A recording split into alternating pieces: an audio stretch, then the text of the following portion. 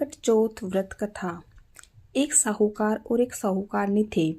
वह धर्म पुण्य को नहीं मानते थे। इसके कारण उनके कोई बच्चा नहीं था। एक दिन साहूकारनी पड़ोसी के घर गई। उस दिन संकट चौथ थी।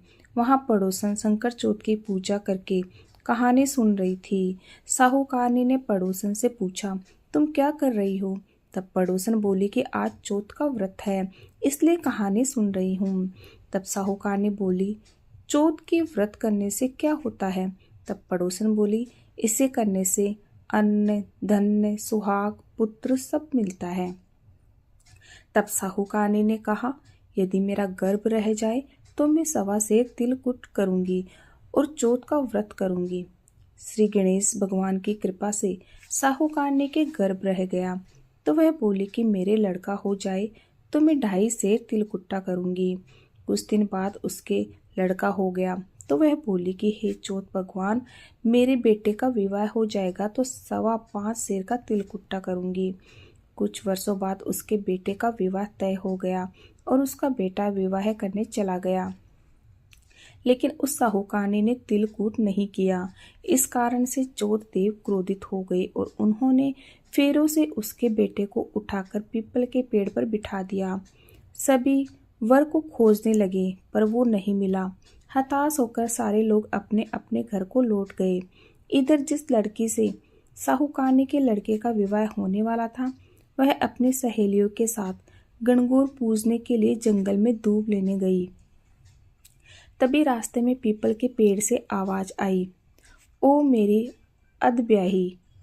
यह बात सुनकर जब लड़की घर आई, उसके बाद वह धीरे धीरे सूखकर कांटा होने लगी। एक दिन लड़की की माँ ने कहा, मैं तुझे अच्छा खिलाती हूँ, अच्छा पहनाती हूँ, फिर भी तू सूखती जा रही है, ऐसा क्यों है? तब लड़की अपनी माँ से बोली कि वह जब भी धूप लेने जंगल जाती है तो पीपल के पेड़ से एक आदमी बोलता है कि ओ मेरी अधब्याही। उसने मेहंदी लगा रखी है और सेहरा भी बांध रखा है। तब उसकी माँ ने पीपल के पेड़ के पास जाकर देखा, यह तो उसका जमाई है। तब उसकी माँ ने जमाई से कहा, यहाँ क्यों बैठे हो? मेरी बेटी को अधब्याही कर दी और अब क्या लोगी? साहूकारनी का बेटा बोला, मेरी माँ ने चौथ का तिलकूट बोला था लेकिन नहीं किया, इसलिए चौथ माता ने नाराज होकर यहाँ बैठा दिया।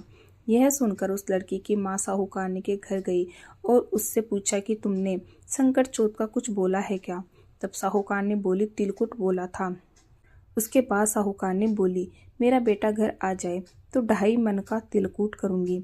इससे श्री गणेश भगवान प्रसन्न हो गए और उसके बेटे को फेरों में लाकर बिठा दिया।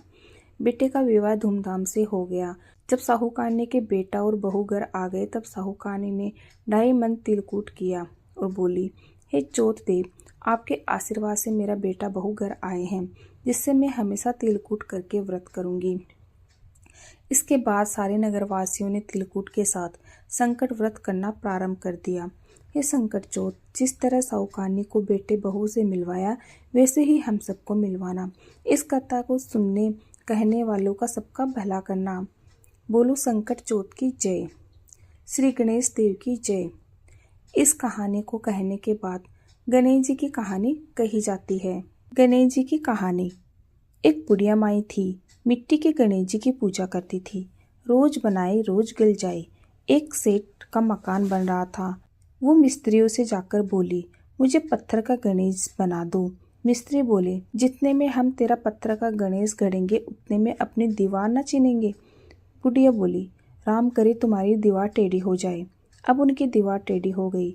वो चीने और ढा देवे, चीने और ढा देवे। इस तरह करते करते शाम हो गई। शाम को सेठ आया। उसने कहा, आज कुछ भी नहीं किया? वो कहने लगे, एक बुढ़िया आई थी, वो कह रही थी मेरा पत्थर का गणेश गढ़ दो। हमने नहीं गढ़ा तो उसने कहा तुम्हारी दीवार टेढ़ी हो जाए। तब से दीवार सीधी नहीं बन रही है, बनाते हैं और ढा देते हैं।